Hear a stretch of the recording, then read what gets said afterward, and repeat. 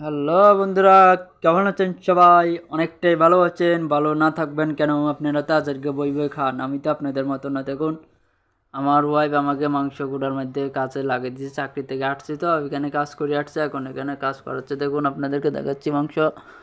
অনেক মাংস এখানে 3-4 কেজির মতো মাংস হবে। এটা তো আপনার মনে হয় 2 কেজির মতোই হবে। দেখছেন কত বড় মাংস, আড্ডি উড্ডি মিলে আর কি আছে এখানে। আপনাদেরকে দেখাচ্ছি, কুটিয়ে দেখাবো আপনাদেরকে। দেখুন, ওয়াও, এটা তো একদম পুরো তুলতুল্লা মাংস একটা। দেখুন বন্ধুরা, দেখছেন পুরো একদম তুলতুল্লা মাংস এটা।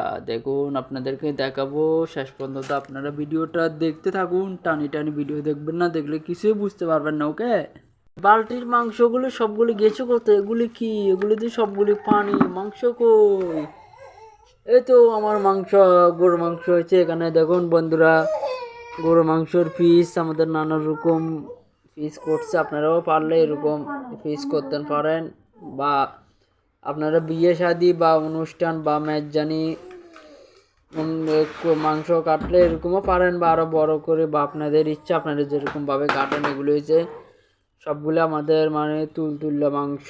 আর আড্ডি কিছু বাড়ছে মাংসর থেকে, এখানে আছে আড্ডি, আপনার দেখাচ্ছি। দেখুন, এটা হচ্ছে আড্ডি আর কি, মানে এটা একটু কোবাইয়া মানে একটু ছোট করবো আর কি। বাসার জন্য আমাদের কিছু আত্মীয় স্বজনকে দাওয়াত দিয়েছি, তো এই জন্য মানে ওরাদেরকে খাওয়াবার জন্যে 4 পোটা মাংস বার করছে। 4.5 কেজি না কতটুকু হবে সেটা আমি জানি না।